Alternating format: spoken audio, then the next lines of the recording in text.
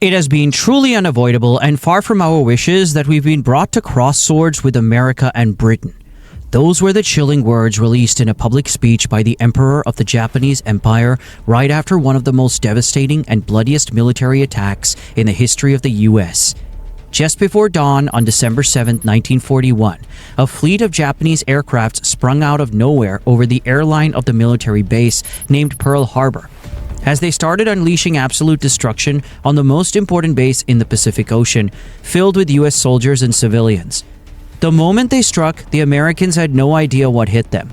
And by the time they were done, after 75 minutes of assault, the Japanese headed back to their homeland and they left behind a sea of fire and destruction. Right after the attack, President Roosevelt was appalled to receive the news, and the next day he proceeded to deliver one of the most dramatic speeches, calling it the Day of Infamy. A date which will live in infamy. The United States of America was suddenly and deliberately attacked by naval and air forces of the Empire of Japan. He swore to destroy the Japanese Empire and all of their allies for what they committed. In contrast, Japan had quite a different outlook on the situation. But what led them to launch such an unprompted attack on the US? Did they truly believe they could take on the world's greatest military force just because they defeated Russia one time? Or was this part of a broader, more subtle strategy? To be able to answer this question, we need to go back in time a few years earlier and analyze the deeper motivations of the Japanese and the challenges they were facing.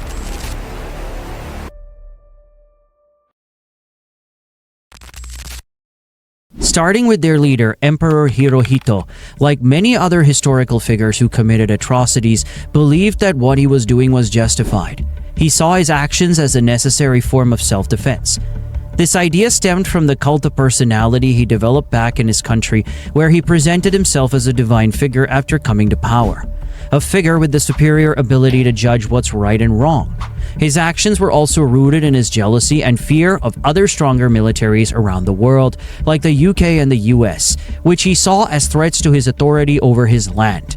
After Japan began invading China, they committed several atrocities which he justified by outlining Japan's necessity to expand and acquire resources so they could stand up against what he liked to call the malicious imperialist forces of the Western world, which is quite ironic, as the West wouldn't have intervened if Japan didn't commit atrocities.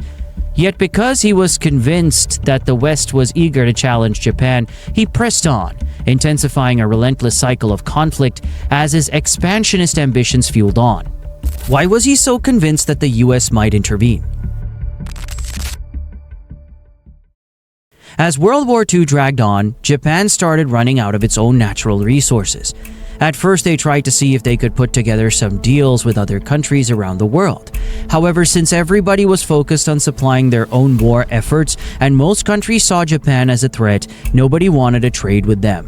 And thus the emperor found himself in a tough position as rubber and oil became increasingly scarce, and Japan, lacking in natural resources, struggled to meet its needs.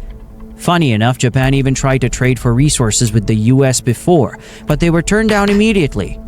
The West saw what they were all about, and they weren't willing to entertain even the best of deals. This had become an increasing problem for Japan at the time, and they needed to take drastic actions. But what could be the real reason Japan attacked when Pearl Harbor had no resources to offer, and Japan had no plans to take control of it? With their options running out, Japan's only remaining choice to sustain their war effort was to invade nearby countries and seize their resources for themselves. Prime Minister Hideki Tojo even held a speech where he noted the following: "The greatest East Asian war is a war to liberate Asia from Western oppression. Every single warmonger in history frames their unprompted attacks as a liberation from oppression." And so they began invading Vietnam and other parts of Southeast Asia with eyes set on expanding further. Their ambitions included targeting Western-controlled territories like New Guinea, Australia, and potentially even the Philippines. But they had a problem. Japan realized that if they pushed too far, the US would likely intervene. While the US had a policy of staying out of direct conflict at that time and was officially neutral, it was still supplying resources to the Allies. Japan understood that, despite the US's public declarations of non-involvement, the situation was far from straightforward and that their actions might provoke a response. This was especially problematic because, despite invading China and Vietnam, Japan still lacked sufficient resources to sustain a war against the Allies. They urgently needed to expand into more of Southeast Asia to secure the necessary resources while trying to ensure that the US would not intervene. And one thing Japan realized was that the most likely way the US would intervene was through its Pacific military bases, Pearl Harbor being the most important out of them. They saw this key location as a crucial target that, if attacked, could potentially slow down US military operations. By doing so, they hoped to buy time so they could continue securing resources from other parts of Southeast Asia and strengthen their position.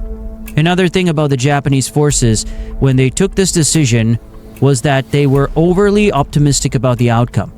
They hoped that if the attack was devastating enough, this would demoralize the US so much that they might avoid retaliation and even consider peace negotiations. Unfortunately, this decision would end up being the end of their tyranny, and it was gonna end up way faster than they would have ever expected. And so they began mobilizing their forces, gearing up for what would become one of the most devastating attacks on the US. At a later date, General Tomoyuki Yamashita declared, "The Japanese military is not merely fighting for territory. We are fighting for the survival of our race and the establishment of a new world order." Everyone believes they're on the right side of history. Statements like these also show just how paranoid they were to losing their grip on power. But it's as if they knew deep down that what they were doing was wrong, but still wanted to convince the world otherwise. And on the day of the attack, they hit with overwhelming force. They struck mercilessly, dropping bomb after bomb that obliterated everything the Americans had. The assault was so brutal that it resulted in a staggering 37-to-1 ratio of casualties for the Americans. Right after the attack, the very next day, Emperor Hirohito even had the audacity to publicly hint at his interest in making peace with the Americans. Here's what he said, and I quote, "It has truly been unavoidable and far from our wishes that our empire has now been brought to cross swords with America and Britain. It is our earnest wish that by the loyalty and valor of our faithful subjects, peace may soon be restored and the glory of our empire preserved." How convenient for them to talk about peace right after such an assault. They tried to tell the Americans that they were forced to do this because the US interfered too much with their resources and assistance to the Allied forces. They even suggested that they were open to talks, promising not to repeat the attack if the US agreed to negotiate. However, their attempts at negotiations fell flat. President Roosevelt ignored them and proceeded to give the dramatic speech we mentioned in the beginning, mobilizing all US forces and making it crystal clear that they weren't interested in any peace agreements after what they've just did. It took the US several months to fully mobilize for the war, and by mid-1942 they were fully prepared. Meanwhile, Japan was making big strides in Southeast Asia and the Pacific. But as soon as the Americans started pushing back, with key wins like the Battle of Midway, Japan's advances began to crumble, and their empire fell apart. Interestingly enough, an admiral of Japan named Isoroku Yamamoto even predicted this in a quote he said a few hours after the attack on Pearl Harbor, to which he dramatically stated, "I fear all we have done is to awaken a sleeping giant and fill him with a terrible resolve." He was correct indeed.